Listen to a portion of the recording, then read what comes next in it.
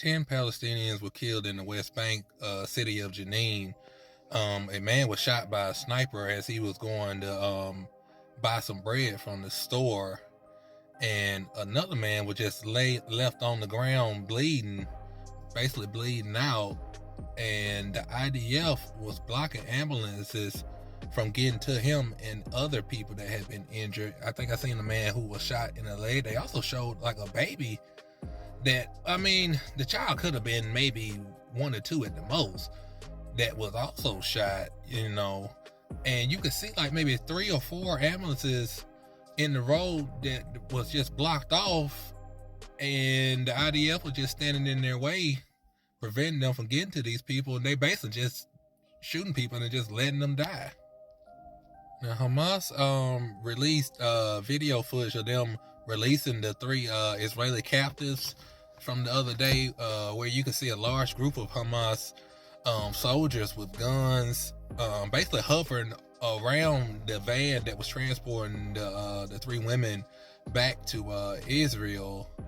And some people were saying that it was kind of a show of force by them, maybe toward just letting Israel know, like, hey, we still here. And some may feel like it was them letting other groups in Gaza know that they're still in charge.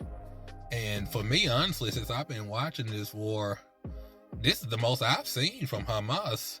And it's kind of, to me, I don't really like the sight of it where they just pop out when there's a ceasefire and trying to show force. To me, I don't personally think it's really helping. That's my opinion about it. But it's like, where were these people when all these Palestinians were getting killed on a daily basis? But they pop out soon as it's a ceasefire. I'm sorry, that's just how I view that, and I just don't like the sight of it. It was a crazy scene. I know those 3 hostages were like terrified as people were just hovering over them with guns, but it was unnecessary to me, I thought.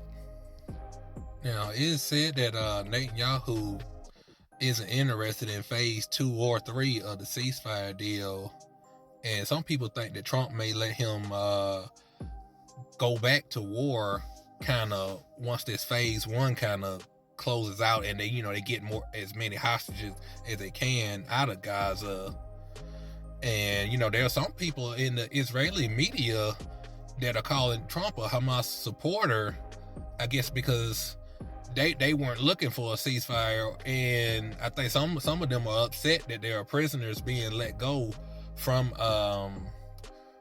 Israel, which a lot of these people weren't even charged in the first place, and then some of them were just women and children. A child shouldn't even be locked up in the first place. So I don't have no problem with them setting these people free, anybody who didn't commit a crime in the first place.